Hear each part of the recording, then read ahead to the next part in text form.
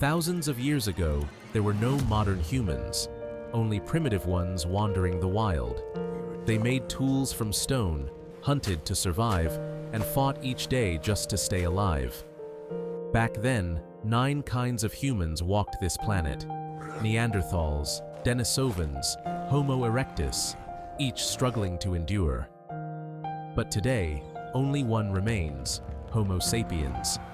The rest have vanished into history. 300,000 years ago, Earth wasn't home to just one kind of human. It was a time when at least 9 different species of humans walked this planet together. Everywhere, there was a different kind of human, some stronger, some smarter, some smaller, but faster. Each one was fighting in their own way, simply to survive. In Africa lived Homo habilis, the first humans to shape stone tools, the very first spark of human thought. Their tools, found in Olduvai Gorge, Tanzania, date back more than 2.1 million years. Then came Homo erectus. They walked upright, traveled long distances, and were the first to tame fire. They no longer feared the darkness. It was the first time humans took control over nature itself. In the frozen lands of Europe lived the Neanderthals, strong bodies, broad foreheads, and surprisingly gentle hearts. They cared for their wounded, lived in families, and even buried their dead with respect. Perhaps the earliest roots of humanity began there. High in the mountains of East Asia lived the Denisovans, who adapted to the cold winds. Their genes still live within us today, helping people breathe in the thin air of high altitudes. And far to the south, on an island surrounded by sea, lived the small but mysterious Homo floresiensis, just 3 feet tall, yet masters of fire and tools. Despite their tiny size, they never lost the brilliance of their minds. There was also Homo naledi. They lived deep within caves and buried their dead with care and respect. It was as if even they had begun to understand the meaning of life and death. The Earth back then felt like a living laboratory of humans, where nature kept experimenting, creating new kinds of people, each with a different possibility. Every species had its own way. Some were stronger, some smarter, some more in tune with the world around them. But one question echoed through time: who will endure? And among them, a new kind of human slowly began to rise: Homo sapiens. Their bodies were ordinary, but their minds were extraordinary. They could imagine what didn't exist, plan for the future, and work together towards something greater. In the beginning, they were just like the others, small, fragile, and vulnerable. But inside them was something different, something no other creature on Earth had ever possessed: the freedom to think. Around 70,000 years ago, on the sun-baked plains of Africa, there lived a small group of humans, Homo sapiens. They were few in number, but limitless in imagination. These were the first people who dared to look beyond the horizon and wonder what lay out there. The climate was shifting, rivers were drying, and survival was becoming harder every day. But these humans refused to stop. They made a decision. If one part of the Earth was dying, another might hold the promise of life. And so began the greatest journey in human history. In small groups, they left Africa, crossed the Red Sea, walked through the vast plains of Asia, moved into Europe and Australia, and much later, reached the far edges of the Americas. It wasn't an easy path. There were predators, storms, hunger, and death. But Homo sapiens carried something no other species had: cooperation. They shared food. They shared fear. They shared hope. Together, they became unstoppable. While other human species remained trapped in their tiny corners of the world, Homo sapiens made the entire planet their home. And that one step, that bold decision to keep moving, became the very reason we're still here today. But how did Homo sapiens rise above every other human species? The Neanderthals, the Denisovans, even Homo erectus. and come to rule the entire world.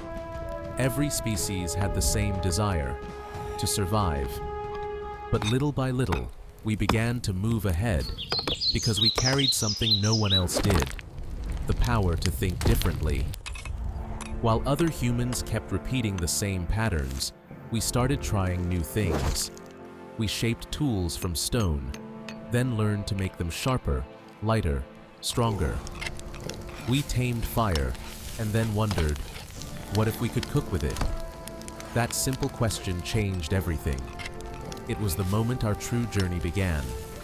We learned to hunt together, and soon, to dream together. Neanderthals lived in small groups, maybe 20, 30 at most. But sapiens could unite hundreds, because we had something extraordinary, the power of story. We could create myths and beliefs. We are one. Our tribe is chosen. Our God will protect us. Those stories weren't real, but they made us believe, and belief made us unstoppable. That was our true weapon, imagination, the ability not just to think, but to think together. Neanderthals were strong, but they couldn't plan ahead.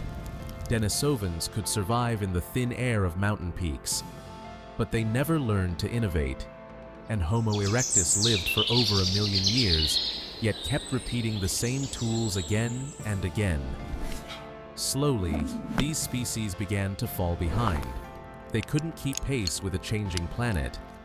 Scientists believe that what truly set Homo sapiens apart was a small part of the brain called the prefrontal cortex, the center for language, imagination, and planning. It's the reason we can dream, and turn those dreams into reality.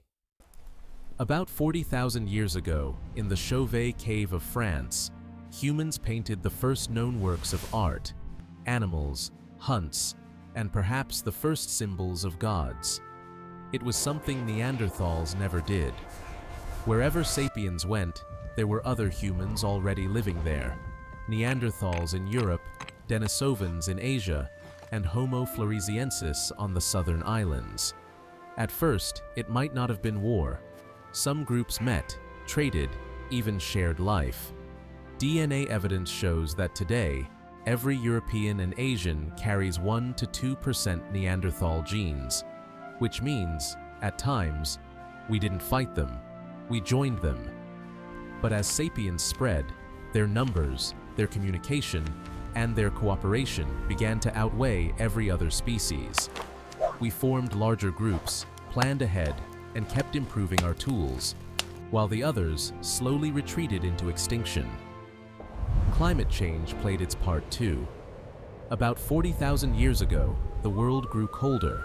A long, relentless ice age began. For a while, it seemed like the Neanderthals could handle it. They were built for the cold, strong bodies, thick bones, hunters of frozen lands. But even they couldn't fight hunger and empty shelters forever. Their villages grew silent. One by one, fires went out. Archaeologists found that the last group of Neanderthals survived near Gibraltar, and then they were gone. Their names slowly faded from the story of Earth. In South Asia, the Denisovans disappeared too, and on the islands of Indonesia, the tiny hobbits, Homo floresiensis, vanished without leaving a trace.